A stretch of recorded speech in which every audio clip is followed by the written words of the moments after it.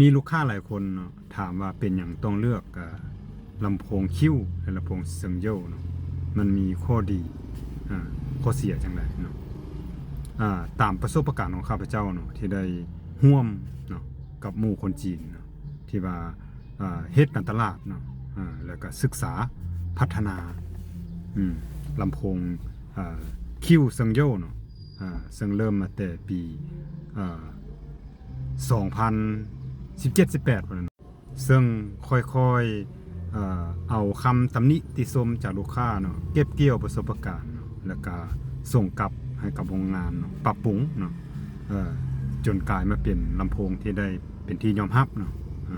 ของตลาดอาซีเฮาเนาะแล้วก็ตลาดหลายประเทศในโลกเนาะข้าพเจ้าคิดว่าจุดดีจุดเด่นของลำโพง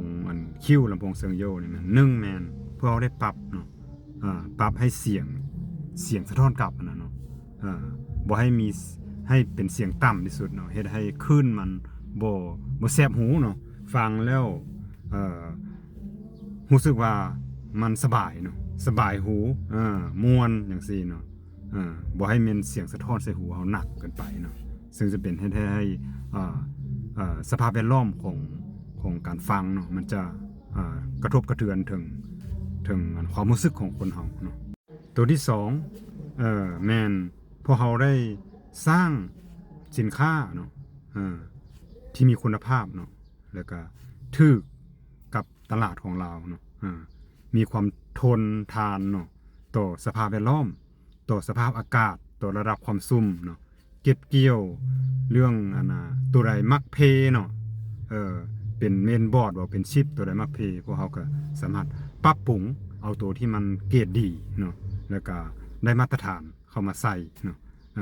เน้นใส่จุดที่มันความทนเนาะแล้วก็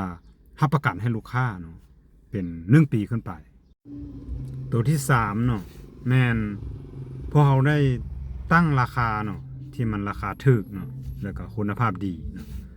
เหมาะเกี่ยวกับบรรดาสั้นคนรายฮับของบรรดาสั้นคนอยู่ลาวเนาะแล้วก็เรื่องคุณภาพเนาะคุณภาพของลำโพงมันก็ดีแล้วก็ใกล้เคียงกับบรรดาแบรนด์เนาะแบรนด์ดังๆเนาะที่ราคามันต่วนกันหลายเนาะราคามันแพงหลายผ่านมาพวกเขาได้สร้างราคามันถูกสำนี้เนาะแต่คุณภาพใกล้เคียงกันเนาะสามารถทัดเทียมกันได้เนาะแล้วก็เรื่องการปรับเสียงเนาะโทนเสียงหรือปรับเบสเนาะก็สามารถปรับตามความต้องการของลูกค้าเนาะลูกค้าต้องการจังไดก็สามารถปรับได้เนาะและก็เน้นระบบการเชื่อมต่อกับบรรดาเครื่องลิ้นเนาะเครื่องลิ้นดนตรีต่างๆเนาะสามารถเชื่อมโยงกันได้เนาะตามยุคสมัยเนาะที่ว่า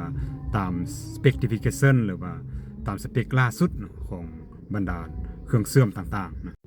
และก็ได้ปรับออกมาเป็นหลายรุ่นเนาะนับแต่กี้เริ่มแต่ที่นับแต่ Q นั่นพอแล้วเนาะ Q5 Q6 เด้แล้วจังมา Q7 เนาะ Q7 Q7 เนี่ยก็จะแม่นช่วง2019แล้วมัน19ซาวนี่แหละเนาะหลังจากนั้นจึงมาQ9S Q9 เนาะ Q9S Q10 เนาะ Q12 แล้วก็ Q100 เนาะแล้วจึงมามี Q11 Q13 พร้อมเนาะ Q100 Max พร้อมซึ่งได้ปรับให้กับให้เหมาะสมเนาะตามแต่ละงานเนาะบ่ว่าจะเป็นงานสังคมหรือว่าเป็น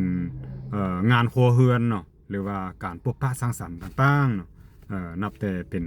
งานดนตรีต่างๆพวกเขาปรับให้เหมาะสมเกี่ยวกับแต่ละงานเนาะท่านสามารถเลือกได้เนาะสินค้าตามบรรดาสเปคที่เหมาะกับบรรดากิจการนะเหมาะกับความต้องการเหมาะกับ